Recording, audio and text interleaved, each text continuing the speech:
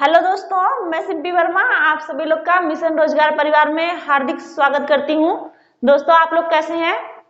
आशा करते हैं आप लोग स्वस्थ होंगे, मस्त होंगे और आप लोग की पढ़ाई भी बहुत अच्छी चल रही होगी। दोस्तों, आप सभी लोग जो है जल्दी से जल्दी जुड़ जाइए और क्लास को ज्यादा से ज्यादा लोगों में शेयर कीजिए।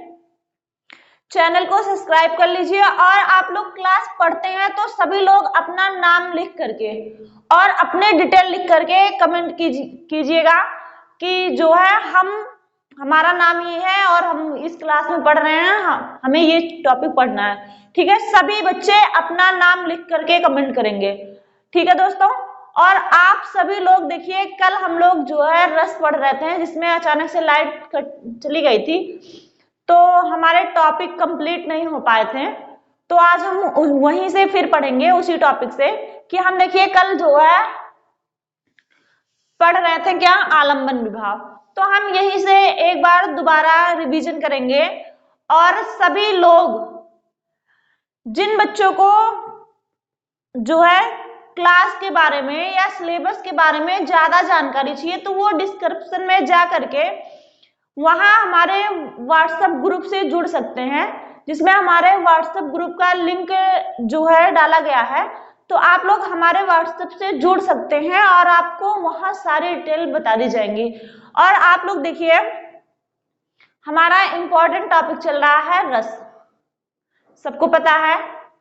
और जितने लोग कहते हैं कि आपकी जो है नोटिफिकेशन नहीं मिलती है, पता नहीं चलता क्लास कब चल रही है, तो आप लोग जो है बेल आइकन को प्रेस कर लीजिए। चैनल को जब आप सब्सक्राइब करेंगे तो वहां एक घंटी के तरीके से बेल आइकन बना रहेगा, आप उस पर क्लिक करेंगे, फिर आपको 3 ऑप्शन दिखेंगे। अगर आप ऑल पे क्लिक करते हैं तब आपको सारे नोटिफिकेशन जो है आपको मिलेगी। और डेली यदि आपको नोटिफिकेशन नहीं मिल रहा, आप नहीं कर पा रहे हैं, तो आप जो है डेली 8 बजे क्लास का नाम डाल के या चैनल का नाम डाल के मिशन रोजगार डाल के आप जो है सर्च कर सकते हैं यूट्यूब पे, तो डेली आपको 8 बजे क्लासें मिलती रहेंगी। चलिए दोस्तों, ज्यादा टाइम ना लेते हुए हम लोग अपनी पढ़ाई पे ध्यान देते हैं। हम देखिए पढ़ रहे थे रस के अंग के बारे में, जहां आपको बताया गया था कि रस के 4 अंग हैं। कितने अंग हैं? 4, जिसमें हमने आपको बताया था अस्थाई भाव, विभाव, अनुभाव, व्यभिचारी भाव या संचारी भाव। देखिए, जिसमें हम सभी लोगों ने अस्थाई भाव को पढ़ लिया था सॉरी, जिसमें हमने आपको यह भी बताया था कि अस्थाई भाव की संख्या 9 होती है, जितने रस होते हैं उतने ही अस्थाई भाव होते हैं। जिसमें आपको बताया गया था कि शोक, हास, रति जानिए, उत्साह, भयमान, क्रोध तथा निर्वेद हैं, विस्मय, घृणा, बखान। जहां हम इस छोटे से दोहे से 9 अस्थाई भाव आराम से याद कर सकते हैं, जो हमें हमेशा याद रहेगा, कभी भी नहीं हम भूलेंगे। आपकी परीक्षाओं में अस्थाई भाव से क्वेश्चन पूछे जाते हैं, आपको 3 अस्थाई भाव दे देगा, एक उसमें संचारी भाव डाल देगा या उसमें कोई एक रस डाल देगा और पूछ लेगा इनमें से कौन अस्थाई भाव नहीं है। समझ में आई बात? और उसके बाद अस्थाई भाव हमारा क्लियर हुआ था। फिर हम लोग पढ़ रहे थे विभाव। देखिए, विभाव में हम लोग पढ़ चुके थे कि विभाव जो अस्थाई भाव को जागृत करे उसे विभाव कहते हैं। और हम पढ़ रहे थे कि विभाव के 2 प्रकार हैं, एक आलंबन विभाव और दूसरा उद्दीपन विभाव। तो अभी आगे हम उद्दीपन विभाव पढ़ेंगे, पहले हम आलंबन विभाव को एक बार और समझते हैं। कल हम यहाँ तक पहुंचे थे तो यहीं पे लाइट कट गई थी, जिस वजह से आगे की टॉपिक क्लियर नहीं हो पाई थी। ठीक है दोस्तों, चलिए देखिए आलंबन विभाव कह रहे हैं जिन व्यक्तियों या पात्रों के सहारे मन में अस्थाई भाव उत्पन्न होता है, मन में अस्थाई भाव उत्पन्न होता है, उसे आलंबन विभाव कहते हैं। कह रहे हैं आलंबन विभाव 2 प्रकार का होता है, एक आश्रय होता है, दूसरा विषय होता है। कह रहे हैं आश्रय, जिस व्यक्ति के मन में अस्थाई भाव जागृत हो उसे आश्रय कहते हैं। और विषय कह रहे हैं जिसे देख के मन में अस्थाई भाव जागृत हो वो विषय है। आप लोग देखेंगे कि जब भगवान रामचंद्र जी सीता जी को पहली बार देखते हैं वाटिका में, पुष्प वाटिका में, जहां सीता जी जो है गौरी माता की पूजा करने के लिए गई होती हैं, तब वहां जब पहले भगवान राम सीता को देखते हैं तो राम के मन में सीता के प्रति रति नामक अस्थाई भाव जागृत होता है। तो जिसके मन में भाव जागृत हो वो आश्रय है, और जिसके प्रति, जिसे देख के मन में भाव जागृत हो वो विषय है। तो इसमें राम आश्रय हो जाएंगे और सीता विषय हो जाएंगी।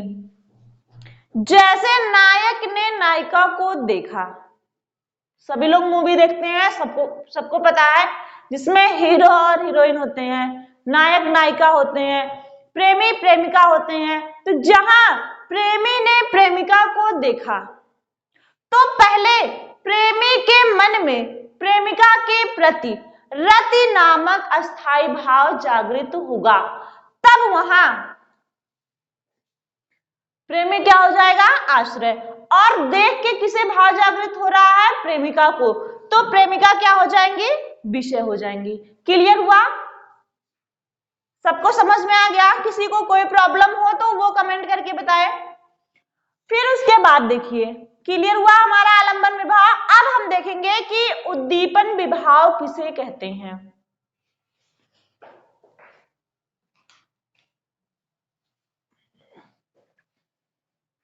देखते हैं, आगे बढ़ते हैं।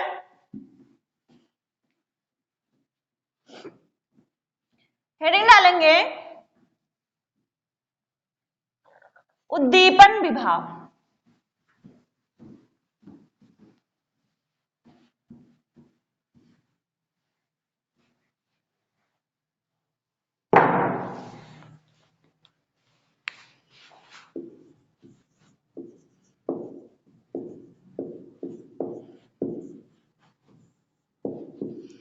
उद्दीपन विभाव देखेंगे,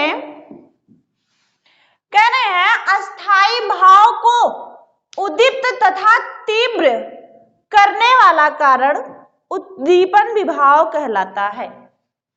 लिखेंगे अस्थाई भाव को उद्दीप्त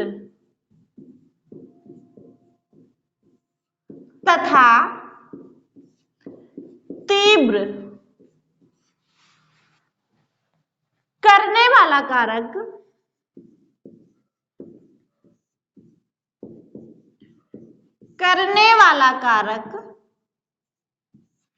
उद्दीपन विभाव कहलाता है।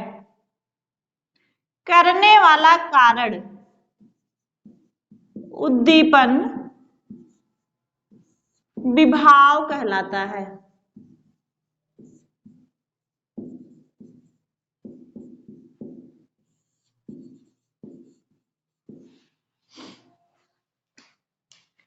कह रहे हैं अस्थाई भाव को उद्दीप्त तथा तीव्र करने वाला कारण उद्दीपन विभाव कहलाता है। जैसे हम उदाहरण देखते हैं कि उद्दीपन विभाव कहां कहां किन किन जगहों पे होता है। समझेंगे हम इसे कि जहां आश्रय और विषय, यानी जहां नायक और नायिका एक दूसरे को देख करके प्रेम में लिप्त होते हैं, और वहां जैसे एकांत स्थल हो, कोकिल कूजन हो, हरियाली हो, और जैसे वातावरण अनुकूल हो, तो जो उसमें तेजी ला दे, यानी जो अस्थाई भाव को उद्दीप्त कर दे, तीव्र कर दे, वो जो है उद्दीपन विभाव कहलाता है। देखेंगे हम उद्दीपन में क्या क्या आता है।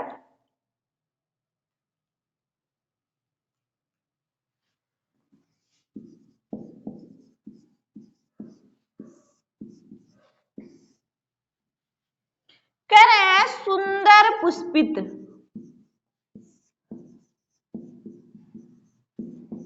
सुंदर पुष्पित और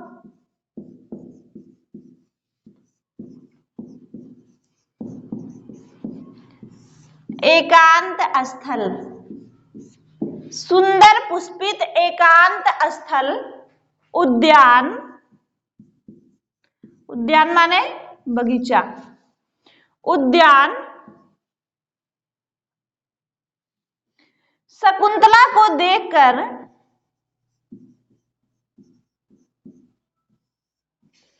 शकुंतला को देखकर दुष्यंत के मन में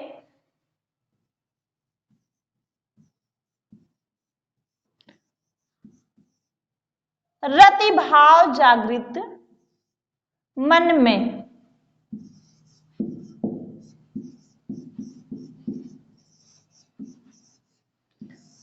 रतिभाव जागृत होता है।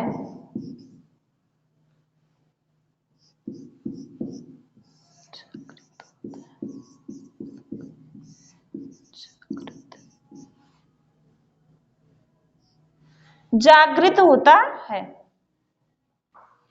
देखेंगे इसमें उद्दीपन क्या है।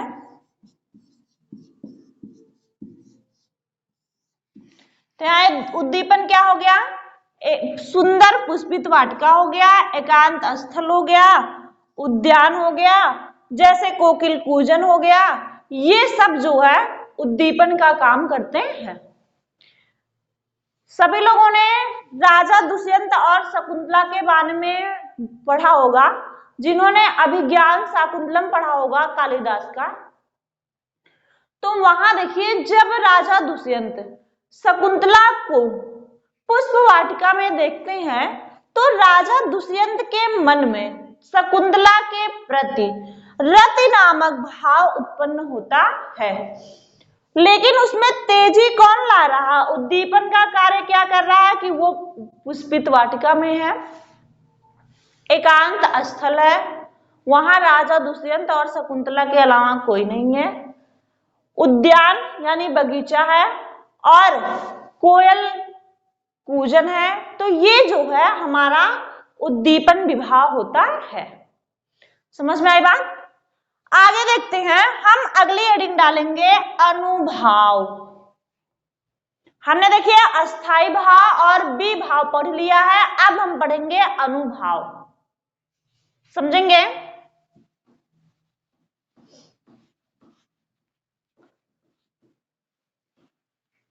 अनुभाव,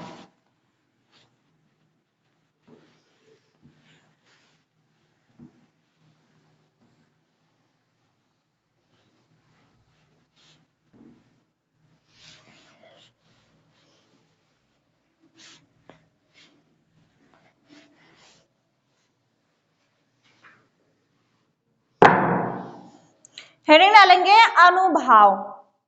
अनु का अर्थ होता है बाद में। देखेंगे तीसरा नंबर है अनुभाव, यानी रस का तीसरा अंग है अनुभाव। अनु माने अनु का अर्थ है बाद में।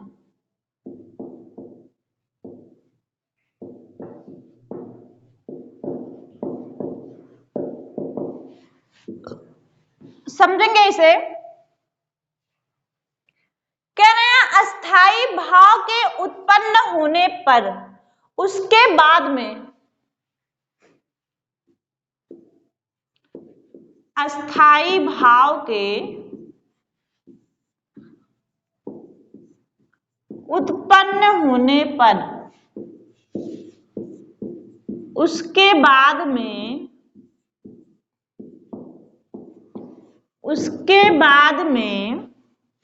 उत्पन्न अस्थाई भाव के उत्पन्न होने के बाद जो भाव उत्पन्न होते हैं उन्हें अनुभाव कहते हैं। अनुमाने बाद में, यानी अस्थाई भाव के उत्पन्न, सॉरी थोड़ा सा मिस्टेक हो गया, अस्थाई भाव के उत्पन्न होने के बाद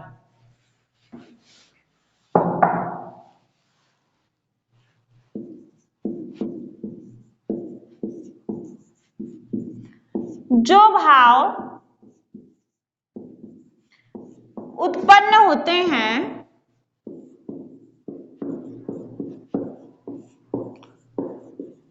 उन्हें अनुभाव कहते हैं।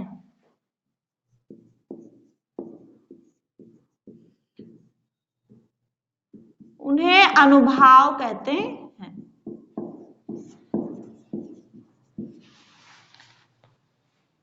कह रहे हैं कि अस्थाई भाव के उत्पन्न होने के बाद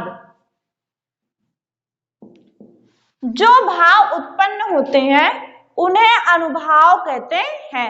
अर्थात हेडिंग ऐसे आगे लिखेंगे, अर्थात आलंबन और उद्दीपन विभावों के कारण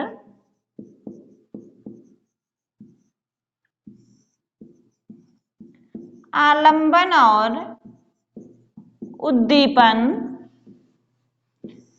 विभावों के कारण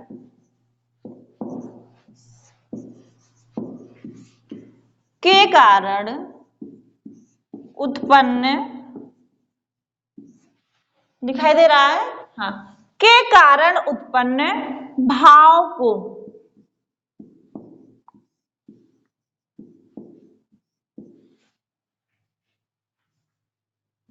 यानी बाहर प्रकाशित करने वाला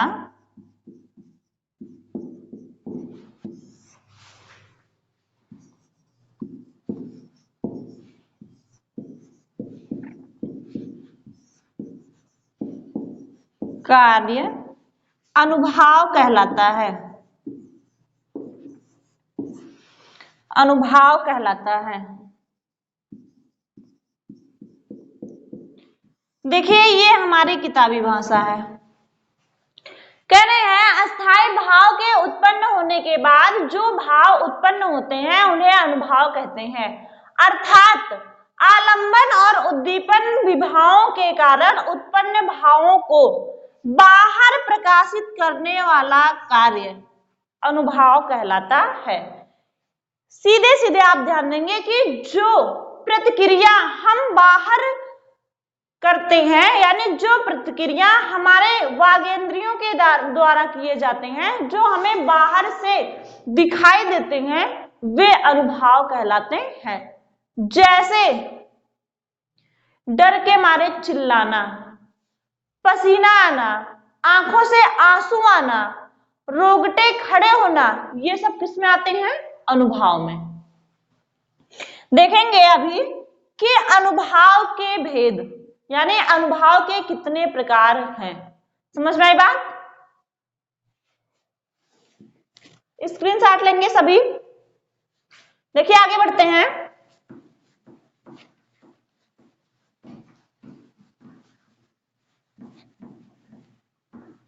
अनुभाव के भेद।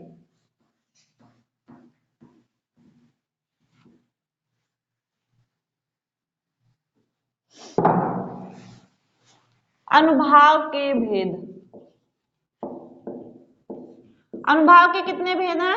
4। कितने भेद हैं? 4। ये देखिए पीजीटी 2011 में पूछा गया है।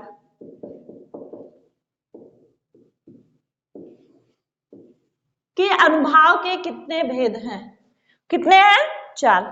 देखेंगे कौन कौन से हैं। सात्विक अनुभाव, सात्विक अनुभाव। नंबर 2 है कायिक अनुभाव,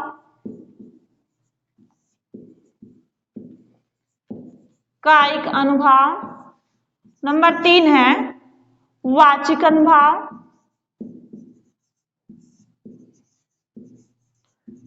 वाचिक अनुभाव।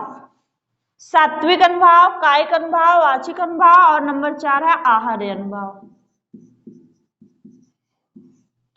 आहार्य अनुभाव। क्लियर? सात्विक अनुभाव, कायिक अनुभाव, वाचिक अनुभाव, आहार्य अनुभाव। अनुभाव के कितने प्रकार हैं? 4। स्क्रीनशॉट लेंगे सभी, फिर आगे बढ़ते हैं।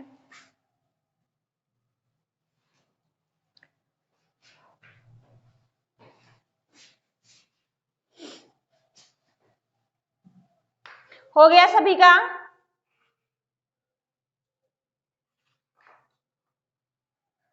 चलिए देखते हैं।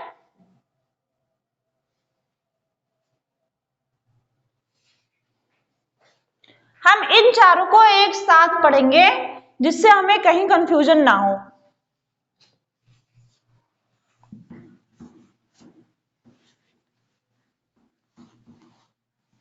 सबसे पहले हम पढ़ेंगे कायिक अनुभव। यहां डालेंगे पहले हेडिंग कायिक अनुभव।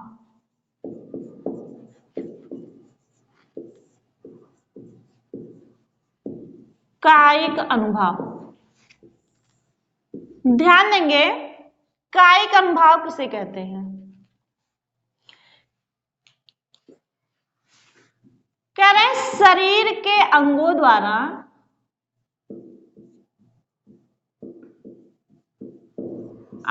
द्वारा की गई चेष्टाएं। शरीर के अंगों द्वारा की गई चेष्टाओं को कायिक अनुभव कहा जाता है।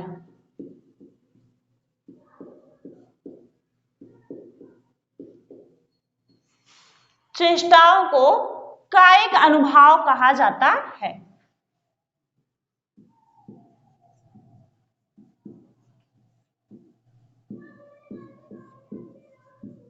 कहा जाता है। आप ऐसे याद करेंगे कायिक, का से कायिक और का से काया। काया माने शरीर, यानी शरीर के अंगों द्वारा की गई चेष्टाओं को कायिक अनुभव कहा जाता है। जैसे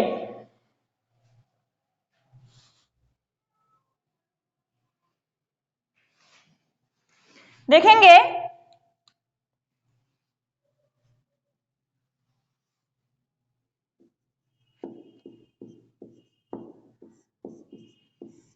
जैसे किसी को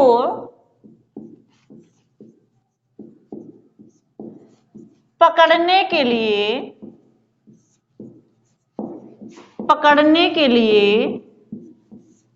हाथ बढ़ाना, ये क्या है? हमारा कायिक अनुभव है। देखिए शरीर के अंगों द्वारा की गई चेष्टाएं कायिक अनुभव कहलाती हैं। फिर कह रहे हैं जैसे भय की दशा में भागना, भय की दशा में भागना,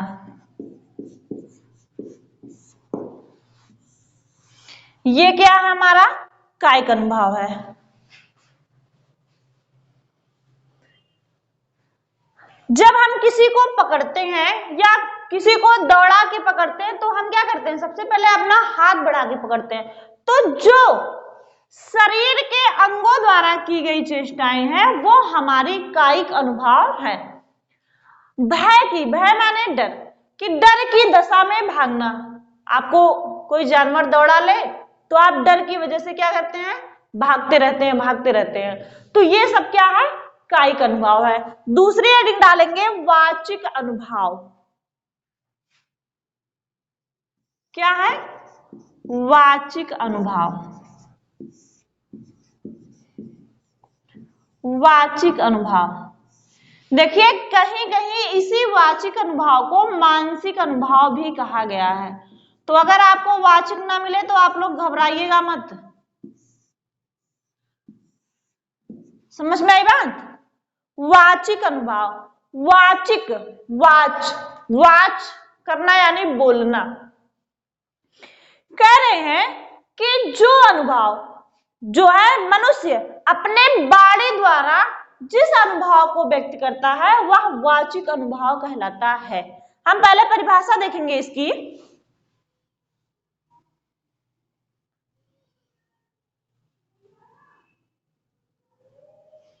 कह रहे हैं बाणी द्वारा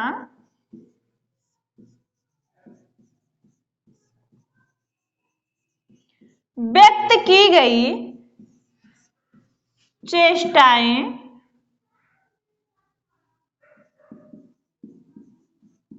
वाचिक अनुभव कहलाती हैं। वाचिक अनुभाव कहलाती हैं। सीधे सीधे देखिए कि जो वाणी द्वारा व्यक्त की गई हैं चेष्टाएं वो वाचिक अनुभाव कहलाती हैं। जैसे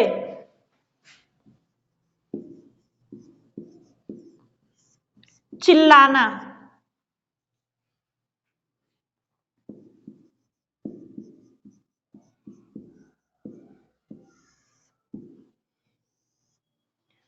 चिल्लाना, सहायता के लिए गुहार लगाना, सहायता के लिए गुहार लगाना,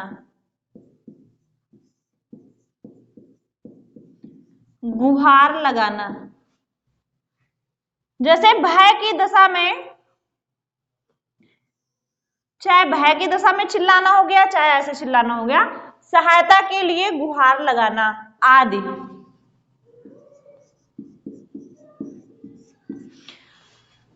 जो अनुभव वाणी द्वारा व्यक्त की जाती हैं वे वाचिक अनुभाव कहलाती हैं। जैसे चिल्लाना, सहायता के लिए गुहार लगाना। गुहार लगाना मतलब बुलाना किसी को कि बचाओ बचाओ, आप चिल्ला के बुला रहे हो ना, तो ये क्या है, वाचिक अनुभाव है, जो कहीं ना कहीं हमारे मस्तिष्क से जुड़ी होती है। जब हम कोई बात बोलते हैं, कोई चीज वाच करते हैं, तो वो हमारे मस्तिष्क से जुड़ी होती है, इसीलिए इसे विद्वानों ने मानसिक अनुभाव भी कहा है। ठीक है। और चिल्लाना, आप ऐसे आपस में बात कर रहे हैं तो ये नहीं होगा, लेकिन जब आप चिल्ला रहे हैं, किसी को बुला रहे हैं चिल्ला के, तो ये क्या है, हमारा वाचिक अनुभाव है। अगला है आहार्य अनुभाव। तीसरा है हमारा आहार्य अनुभाव।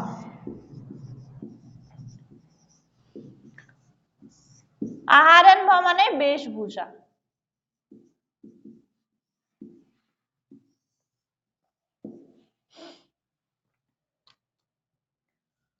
कह रहे हैं वेशभूषा से प्रकट किए जाने वाले, वेशभूषा यानी पहनावा, वेशभूषा से प्रकट किए जाने वाले,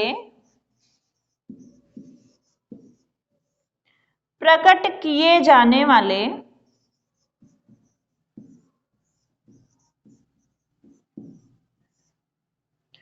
वेशभूषा से प्रकट किए जाने वाले को, प्रकट किए जाने वाले भावों को आहार्य अनुभाव, आहार्य अनुभाव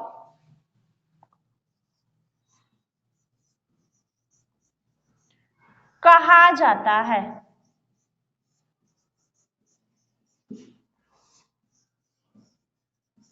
जैसे उदाहरण देखेंगे, जैसे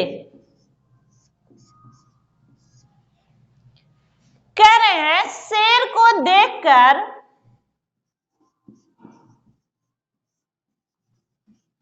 शेर को देखकर यदि नायक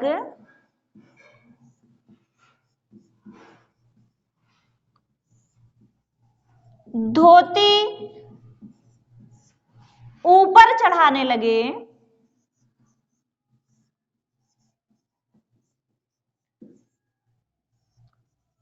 ऊपर चढ़ाने लगे, कह रहे हैं भागने के लिए,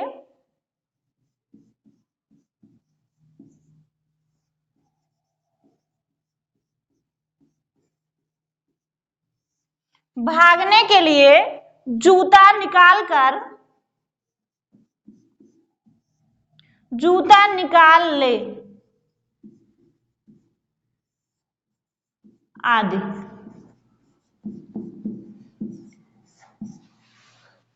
क्लियर, समझ में आई बात कि आहार्य अनुभाव, जिसे वेशभूषा से पता चलता है कि यहाँ आहार्य अनुभाव हो रहा है। कोई नायक है, कोई व्यक्ति है, अचानक से शेर देख लेता है और शेर को देख करके वाह भागने के लिए अपनी धोती को ऊपर उठा लेता है जिससे मैं तेज से भाग सकूं। तो अपनी धोती को ऊपर उठा रहा है, तो यहाँ वेशभूषा उसकी बिगड़ रही है, वो अपने कपड़े को उठा रहा है भागने के लिए। कह रहे हैं शेर को देखकर यदि नायक धोती ऊपर चढ़ाने लगे और भागने के लिए जूता निकाल ले तो वहां क्या होगा, आहार्य अनुभाव होगा। क्लियर है दोस्तों? एक बार हम दोबारा रिवीजन करेंगे। कह रहे हैं कायिक अनुभाव, शरीर के अंगों द्वारा की गई चेष्टाओं को कायिक अनुभाव कहा जाता है। किसी को पकड़ने के लिए हाथ बढ़ाना, भय की दशा में भागना, ये हमारा क्या हो गया, कायिक अनुभाव हो गया। कि जहां हम अपने काया के द्वारा, अपने शरीर के द्वारा जो चेष्टाएं करते हैं वो कायिक अनुभाव में आती है। कहते हैं वाचिक अनुभाव, वाणी द्वारा व्यक्त की गई चेष्टाएं वाचिक अनुभाव कहलाती हैं, जैसे चिल्लाना, गुहार लगाना आदि। आहार्य अनुभाव यानी वेशभूषा द्वारा प्रकट किए जाने वाले भावों को आहार्य अनुभाव कहा जाता है। शेर को देखकर यदि नायक धोती ऊपर चढ़ाने लगे, भागने के लिए जूता निकाल ले तो वहां आहार्य अनुभाव होता है। यानी कोई भी जिससे हमारी वेशभूषा में परिवर्तन हो डर की वजह से, वहां आहार्य अनुभाव होगा। अब हम देखते हैं सात्विक अनुभाव, बहुत इंपॉर्टेंट है। अगला देखते हैं नंबर 4, सात्विक अनुभाव। ये क्लियर हुआ हमारा तीनों, स्क्रीनशॉट ले लीजिए आप सभी लोग। फिर आगे बढ़ते हैं हम। सात्विक अनुभाव,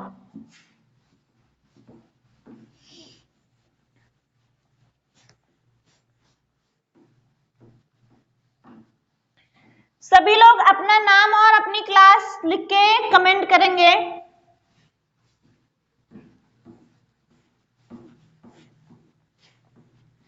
कि आप किस क्लास में पढ़ रहे हैं, या आप कंपटीशन की तैयारी कर रहे हैं, या आप 9, 10, 11, 12 में पढ़ रहे हैं, या ग्रेजुएशन कर रहे हैं, जो भी आप कर रहे हैं आप अपनी क्लास लिख के कमेंट कीजिए।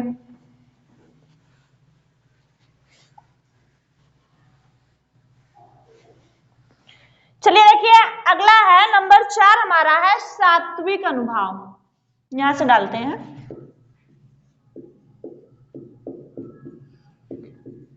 सात्विक अनुभाव।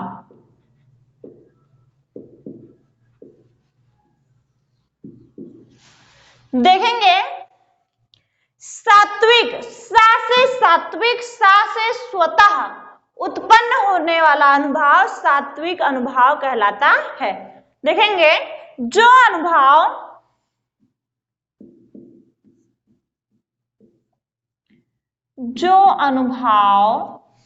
मन में आने वाले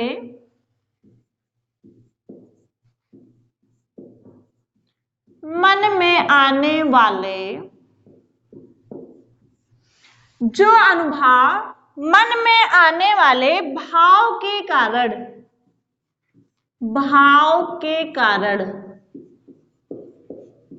स्वतः प्रकट हो जाते हैं,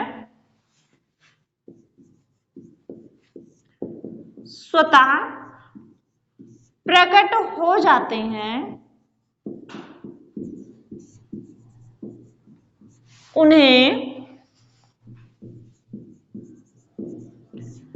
सात्विक अनुभाव कहते हैं।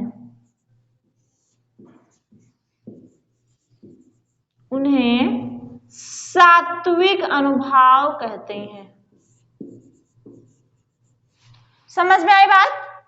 कि जो अनुभव मन में आने वाले भाव के कारण स्वतः प्रकट हो जाते हैं उन्हें सात्विक अनुभाव कहते हैं। जैसे जब किसी कारण से हमारा मन दुखी होता है, या किसी व्यक्ति की मृत्यु हो जाती है, या कुछ ऐसी घटना घट जाती है जिसे दुर्घटना कहते हैं, तो हमारे मन में जो शोक नामक भाव उत्पन्न होता है उससे स्वतः ही हमारी आंखों से आंसू आने लगते हैं। हम नहीं चाहते कि हमारे आंखों से आंसू आए, लेकिन वह स्वतः ही उत्पन्न होने लगते हैं। जैसे अधिक मेहनत करने के कारण हमारे शरीर से पसीने स्वतः ही उत्पन्न होने लगते हैं, यानी पसीने स्वतः ही आने लगते हैं। देखेंगे हम, जैसे जैसे कह रहे हैं पसीना आना,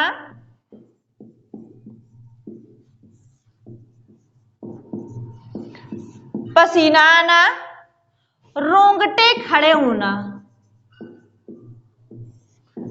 रोंगटे खड़े होना। देखिए कभी कभी तो डर की वजह से रोंगटे खड़े होते हैं, और कभी कभी अभी आपको अधिक ठंडी लग रही है और आप वूलन वाले कपड़े नहीं पहने तो भी आपके रोंगटे क्या होते हैं, खड़े हो जाते हैं। और कभी आपको डर की वजह से अचानक से आप सांप देख लिए तो आपके रोंगटे अपने आप खड़े हो जाते हैं। कभी अनुभव कीजिए अपने हाथों के, अपने पैरों को देख के। कह रहे हैं कपकपी छूटना, कपकपी छूटना,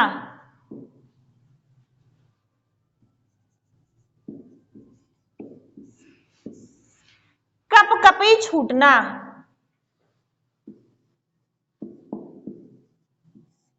मुंह फीका पड़ना,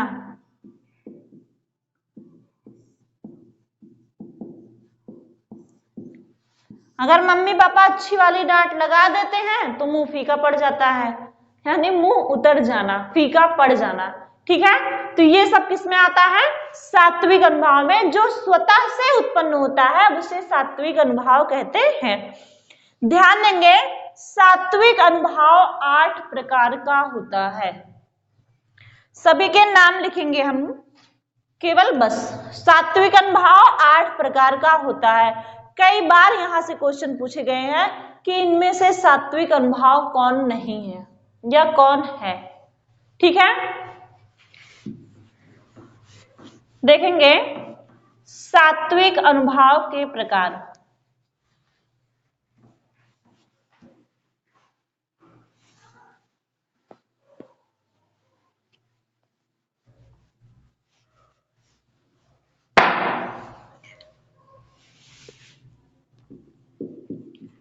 कह रहे हैं सात्विक अनुभाव के प्रकार।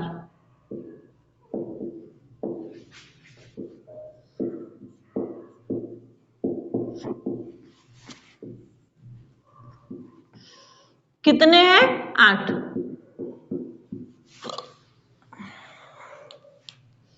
नंबर 1 देखेंगे, स्तंभ,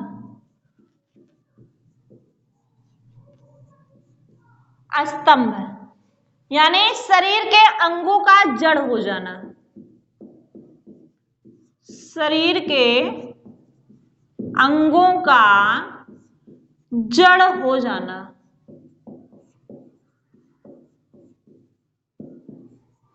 शरीर के अंगों का जड़ हो जाना।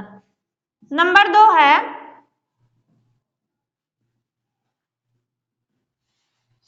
स्वेद, यानी पसीना आना,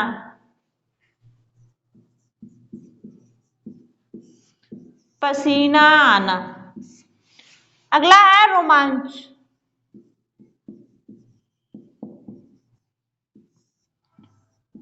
रोंगटे खड़े होना, रोंगटे।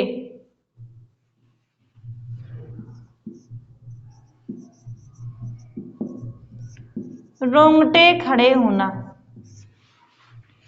अगला है स्वर भंग, स्वर भंग, आवाज ना निकलना,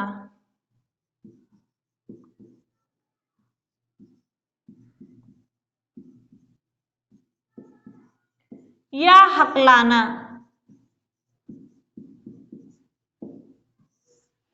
यहां डर के मारे हकलाना होगा। अगला है नंबर 5, कह रहे हैं कंपन, यानी डर की वजह से कांप जाना या कांपना।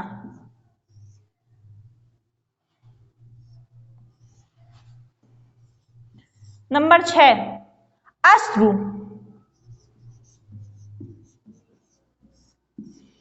आंसू आना, आंसू आना। नंबर 7 वैबर्ड,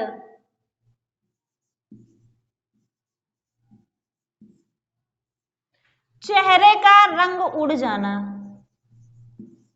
चेहरे का रंग उड़ जाना, चेहरे का रंग उड़ जाना। नंबर 8 दिखाई दे रहा है ना? नंबर 8 कह रहे हैं प्रलय,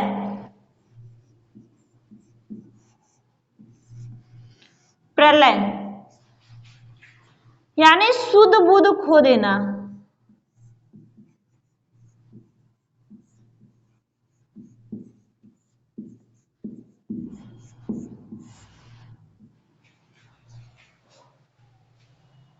देखेंगे सात्विक अनुभाव 8 प्रकार के होते हैं। स्तंभ, स्वेद, रोमांच, स्वरभंग, कंपन, अश्रु, वैबर्ड और प्रलय। स्क्रीनशॉट लेंगे सभी। इसके बाद हम पढ़ेंगे रस का चौथा अंग। कौन सा है? संचारी भाव। रस का चौथा अंग क्या है? संचारी भाव।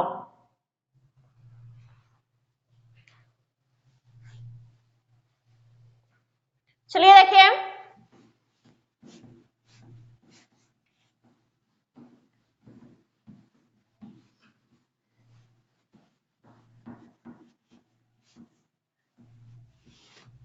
चौथा अंग है रस का संचारी भाव।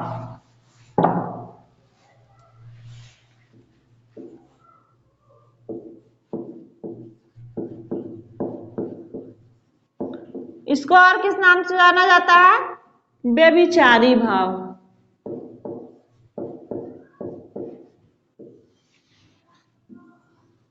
संचारी भाव या व्यभिचारी भाव। देखेंगे कहना जो भाव अस्थाई भाव को अधिक पुष्ट करे,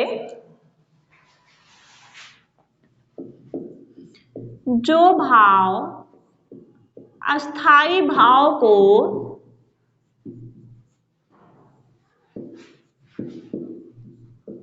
अधिक पुष्ट करे, अधिक पुष्ट करे, करें जो भाव अस्थाई भाव को अधिक पुष्ट करे उन्हें संचारी भाव कहा जाता है। उन्हें संचारी भाव कहा जाता है। उन्हें संचारी भाव कहा जाता है।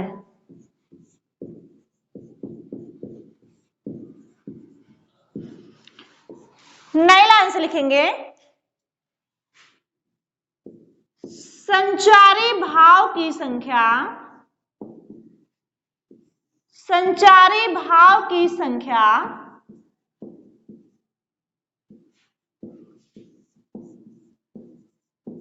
33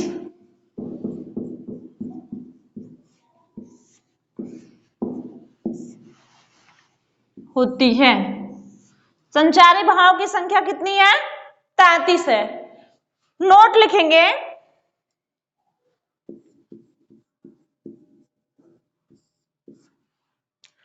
रीतकालीन कवि यानी रीतकाल के कवि, रीतकालीन कवि देव ने, कवि का क्या नाम है? देव। देव ने छल नामक, छल नामक 34वें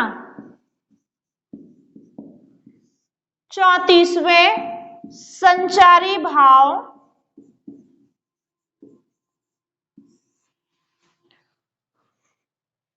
की स्थापना की।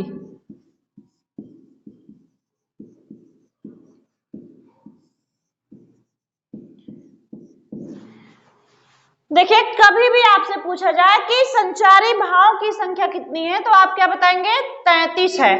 कभी भी आपसे पूछा जाए। लेकिन अगर आपसे पूछा जाए कि देव कवि ने किस संचारी भाव को जोड़ा है, तो छल नामक। समझ में आई बात? अब हम 33 संचारी भाव को देखेंगे, एक बार उनसे परिचित होंगे, ताकि यहां से क्वेश्चन नहीं बनते हैं, फिर भी आपको पढ़ना है और हमें पढ़ाना है। देखिए, केवल आपको इतना याद रखना है, संचारी भाव की संख्या कितनी है? 33। और अगर पूछा जाए 34वां संचारी भाव किसने माना है कि संचारी भाव की संख्या 34 होती है, तो किसने माना है? आचार्य देव ने, जो रीतकालीन कवि हैं। अब हम इनकी संख्या देखेंगे, 33 का नाम देखेंगे।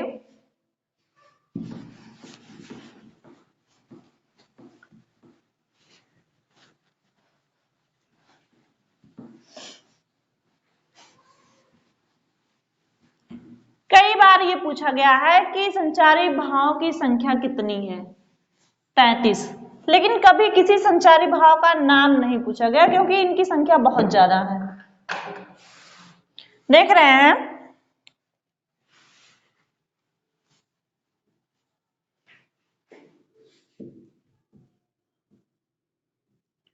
तैतीस संचारी भाव।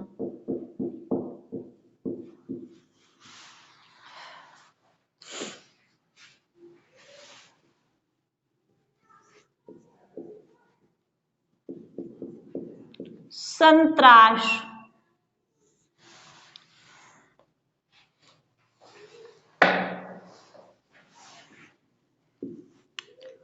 मोह,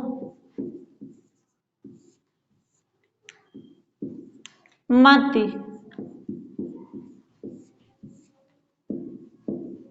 चपलता,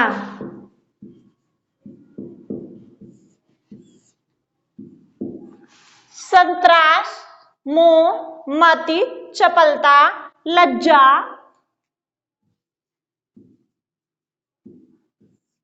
मद, उन्माद,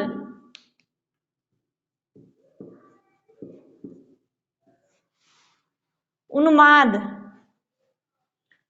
करें, संतराश, मोह, मति, चपलता, लज्जा, मद, उन्माद। अस्मार, क्या अगला? अस्मार, अस्मार। आवेग, आवेग। धृत, धृत। आवेग, धृत, गर्व, वितर्क,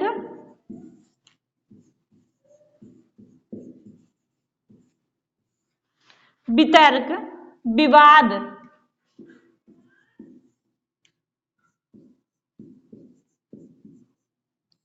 विवाद। दैन्य, दैन्य। आगे बढ़ेंगे। उग्रता, स्वप्न,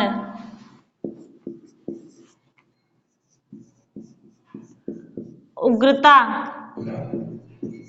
स्वप्न, उग्रता, स्वप्न, श्रम, श्रम, परिश्रम वाला है। श्रम, चिंता, ग्लानि,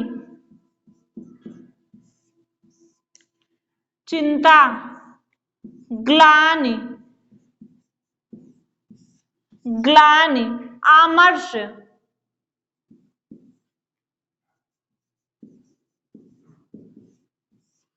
आमर्ष। शंका,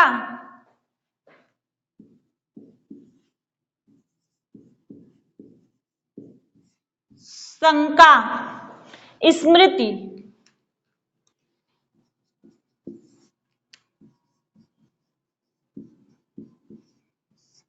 स्मृति। आलस्य, आलस्य, जड़, मरण,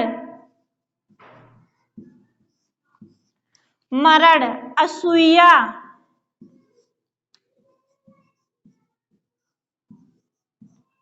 हर्ष, हर्ष,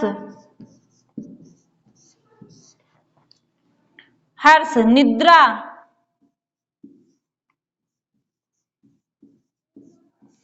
निद्रा, व्याधि,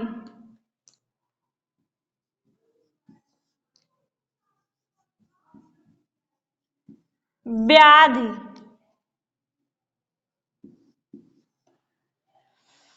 विबोध,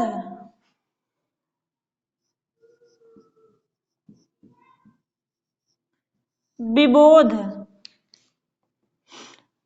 अश्रु,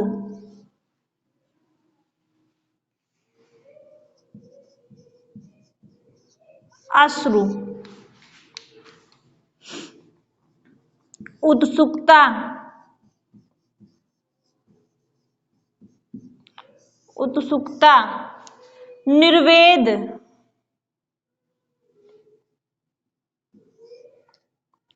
निर्वेद,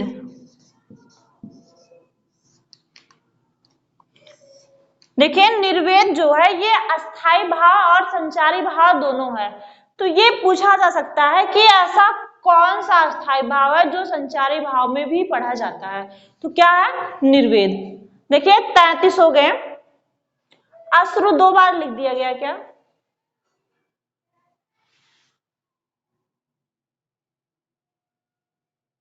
नहीं, एक ही बार तो लिखा गया है।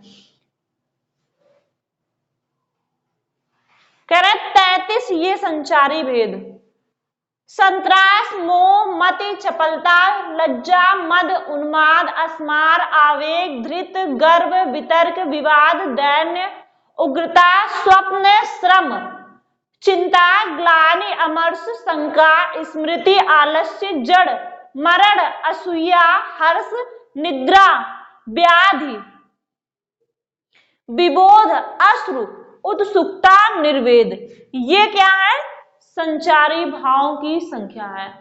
संचारी भावों की संख्या कितनी है? 33। स्क्रीनशॉट ले लीजिए सभी लोग।